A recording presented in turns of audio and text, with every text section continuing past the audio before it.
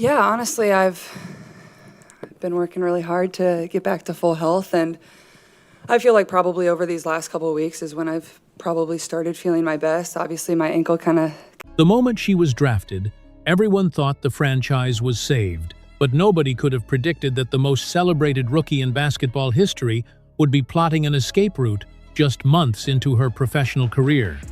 Fans noticed the eye rolls, the frustrated sighs, and the disconnected body language on the court.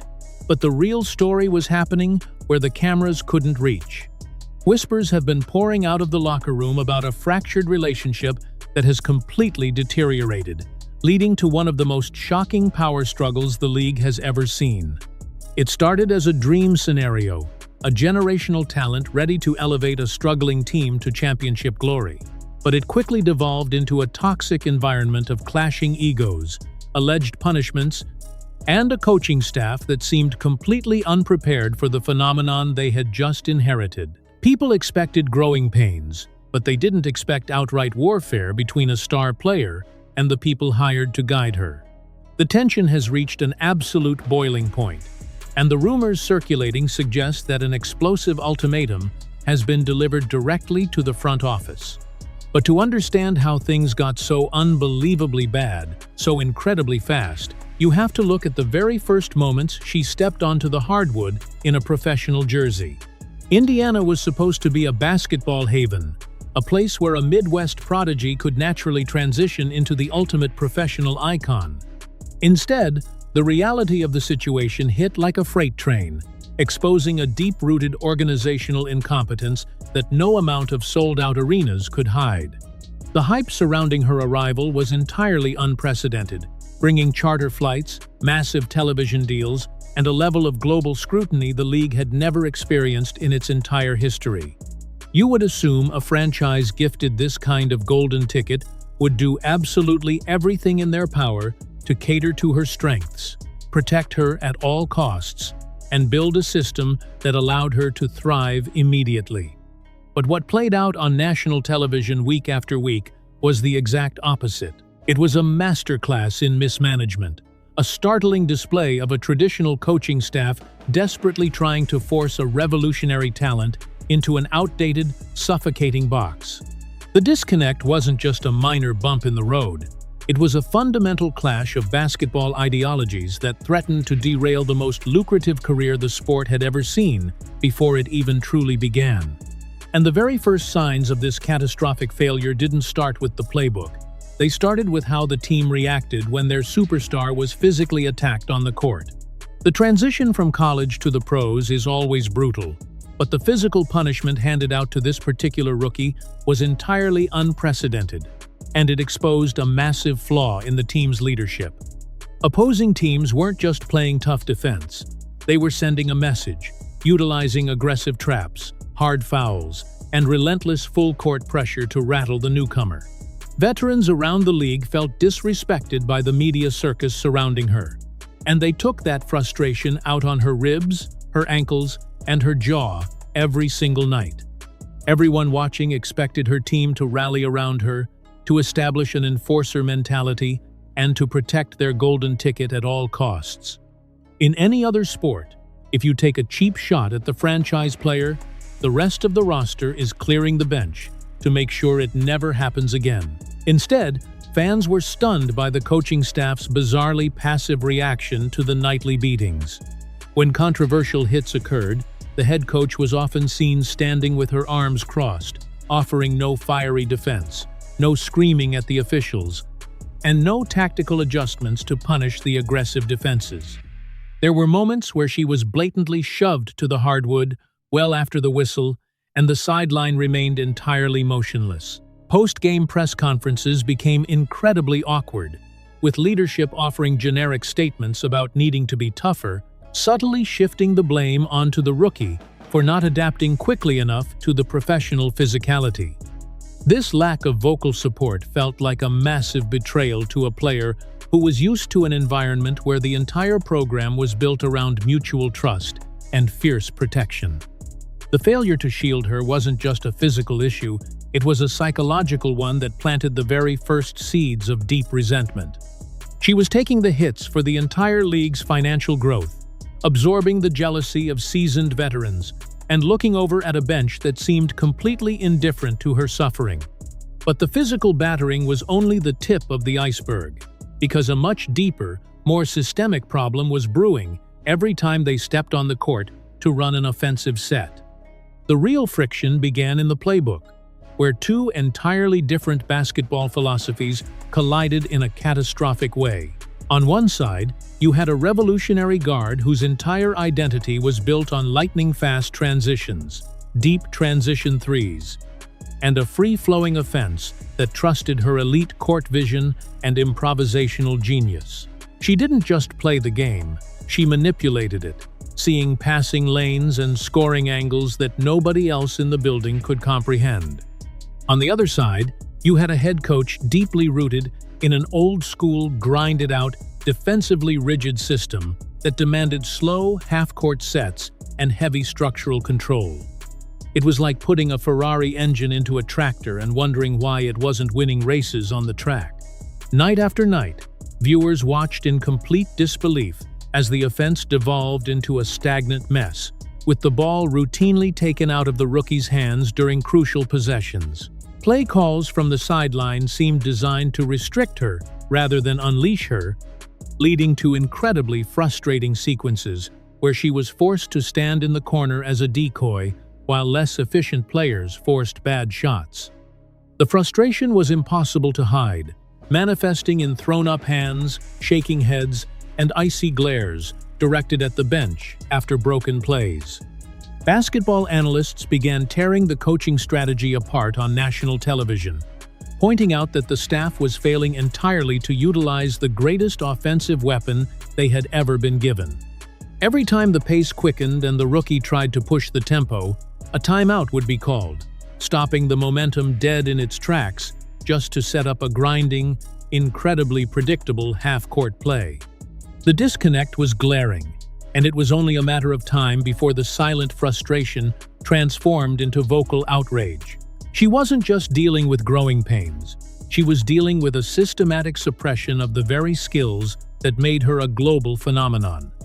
And what happened behind closed doors next would completely change the trajectory of the season and push the relationship past the point of no return. Rumors began leaking from inside the organization that film sessions and private meetings had turned into incredibly tense battlegrounds. The rookie, known for her insanely high basketball IQ, allegedly stopped biting her tongue and started questioning the lack of offensive adjustments directly to the coaching staff. Sources whispered about heated exchanges where she pointed out the glaring flaws in their spacing, the predictability of their sets, and the sheer incompetence of running a slow-paced offense with a roster built for speed. Calling out a professional coach is a massive taboo for any rookie. But this wasn't a normal rookie. This was the player carrying the financial weight of the entire league on her shoulders. She knew the offense was broken, she knew the fans saw it, and she allegedly demanded better schemes that didn't leave her constantly trapped by double teams with no outlet pass. She was facing blitzes and face guards that extended 94 feet across the court, and the coaching staff was providing zero tactical relief. No screens were being set to free her up. No off-ball movement was designed to punish the aggressive traps, and she was essentially being told to figure it out on her own against the most elite defenders in the world. For a coaching staff trying to establish authority and prove they were in charge, this level of insubordination and tactical questioning was a massive blow to their egos. Instead of taking the feedback, adapting the playbook, and collaborating with their generational point guard, the leadership allegedly viewed this as a direct challenge to their power. They were determined to prove that their system was bigger than any single player, creating a toxic power struggle where ego took precedence over actually winning basketball games. The coaching staff felt they needed to send a definitive message to regain control of the locker room, leading to a highly controversial decision that would ultimately break the internet and spark a massive media firestorm. Fans and analysts alike were completely baffled when the team's best player suddenly started seeing her minutes mysteriously restricted during the most critical moments of tightly contested games. Disguised under the incredibly flimsy excuses of foul trouble, fatigue, or defensive matchups, the coaching staff began benching their superstar exactly when she was needed the most. There were games where the offense would go completely cold in the fourth quarter, desperately needing a spark to close a shrinking deficit. Yet the camera would pan to the bench to show the franchise player sitting there with a towel over her shoulders, looking absolutely furious. She would stare at the floor, chewing on her lip, radiating a level of competitive anger that was palpable through the television screen. This wasn't strategic load management. Many insiders speculated this was a calculated, punitive measure designed to remind the rookie exactly who held the ultimate authority. It was a classic old-school coaching tactic, benching the star to prove a point about compliance, defensive effort, and system obedience. But trying to discipline a generational icon in front of millions of heavily invested fans backfired in the most spectacular way imaginable. Social media erupted with outrage, calling for the coach's immediate dismissal, while the players' camp silently watched the blatant disrespect unfold on national broadcasts. The sheer audacity of benching the one player responsible for selling out arenas across the country showed a shocking lack of self-awareness from the coaching staff. It was a massive insult not just to the player, but to the millions of fans who paid exorbitant ticket prices specifically to watch her perform, only to see her sidelined for a crucial fourth-quarter stretch because of a petty power trip. The optics were utterly disastrous, creating a daily circus for sports talk shows that dissected every single substitution, every timeout, and every exasperated sigh on the sideline. But the tension didn't just stay between the coach and the star. It rapidly infected the rest of the roster, creating a deeply uncomfortable dynamic for everyone wearing the jersey. The atmosphere inside the locker room allegedly became incredibly awkward, creating a silent divide that forced teammates to walk on eggshells on a daily basis. The veteran players found themselves stuck in an impossible, completely unfair position, caught in a tug-of-war between a traditional coach demanding obedience and a revolutionary teammate who fundamentally understood the game better than the staff did. During media availability, the tension was thick enough to cut with a knife. When reporters asked teammates about the controversial coaching decisions, the offensive struggles, or the aggressive fouls against the rookie, the responses were heavily guarded, filled with uncomfortable pauses and rehearsed PR statements that said absolutely nothing. Nobody wanted to openly mutiny against the coach who controlled their playing time, but nobody wanted to alienate the superstar who was quite literally elevating their platforms, securing them charter flights, and paying their bills through massive increases in league revenue. This lack of a unified front only isolated the rookie further, making her feel like she was fighting a solo battle against an organization that was completely ill-equipped to handle her level of greatness. Whispers suggested that she felt entirely alone in a building she was supposed to call home, surrounded by a staff that resented her unprecedented fame and teammates who were too afraid of professional retaliation to speak up in her defense. It was a psychological pressure cooker, dealing with the expectations of the entire sports world while simultaneously fighting a civil war inside her own facility. The joy that had defined her college career, the infectious smile and the swagger that captivated millions, was visibly draining away, replaced by a hardened, cynical exterior of someone who realized they were trapped in a deeply flawed system. This incredibly toxic isolation was the final straw, setting into motion a behind-the-scenes power play that currently has the entire league holding its breath and frantically preparing for the fallout.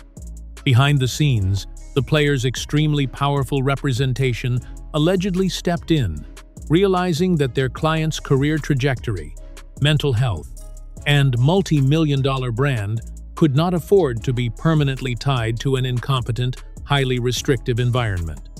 Whispers of a devastating ultimatum began echoing through the highest levels of the franchise's front office, bypassing the coaching staff entirely and going straight to ownership. The message was reportedly crystal clear. Either massive changes are made to the coaching staff and the offensive philosophy, or the franchise risks losing the biggest draw in the history of the sport as soon as she is contractually able to make a move.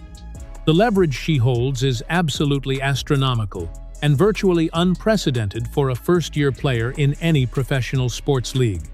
She isn't just generating ticket sales. She is single-handedly responsible for record-breaking television ratings, massive spikes in merchandise revenue, and a complete revitalization of the local economy on game days. Bars, restaurants, and hotels around the arena depend on her presence, and the league's upcoming television rights negotiations are heavily banking on her continued viewership draw. If she were to formally demand a trade, or even threaten to sit out or play in a lucrative overseas or alternative league, the financial devastation to the franchise would be catastrophic, plunging them back into complete obscurity overnight. Ownership is now allegedly in a state of absolute panic, caught between admitting their catastrophic mistake by firing a coach they recently committed to, or standing their ground and risking the permanent alienation of their golden goose.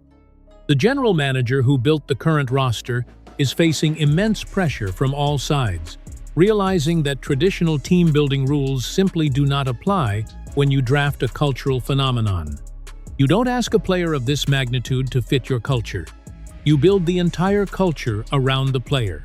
Rival general managers across the league are reportedly watching the chaos unfold with massive smiles, quietly calculating their salary cap space and preparing historically massive trade packages just in case the situation completely implodes and she demands an immediate exit. The league has never seen a rookie wield this much power, but they've also never seen a rookie treated with such baffling disrespect by their own organization. The situation has reached a critical mass where temporary apologies and minor playbook tweaks are no longer going to cut it. The trust between the point guard and the sidelines is completely shattered, and body language experts on television dissecting her interactions with the head coach point out that there is zero eye contact, zero collaborative communication, and an icy distance that speaks volumes. When a timeout is called now, she often stands at the edge of the huddle, staring blankly at the floor while the coach furiously draws up a play on the whiteboard that everyone knows is going to stall out within 5 seconds. The fans in the arena have turned as well, heavily booing their own coaching staff during bad substitutions and loudly chanting the rookie's name when she is inexplicably left on the bench during crunch time. It has become a highly toxic spectacle, a reality television drama playing out on a basketball court, and the sheer mental toll it is taking on the young star is becoming increasingly evident. You can see the exhaustion in her post-game press conferences, where she gives clipped, highly rehearsed answers to avoid generating more negative headlines, tightly gripping the microphone as she desperately tries not to let her genuine anger slip through. The media recognizes the powder keg they are sitting on, constantly probing for that one quote that will blow the entire situation wide open. She has handled the immense pressure with a level of grace that is frankly astonishing for someone her age. But everyone has a breaking point, and the rumors suggest she is standing directly on the edge of hers. The front office knows they are on a rapidly ticking clock, and they are acutely aware that the entire basketball world is judging their every move. They are no longer just managing a basketball team.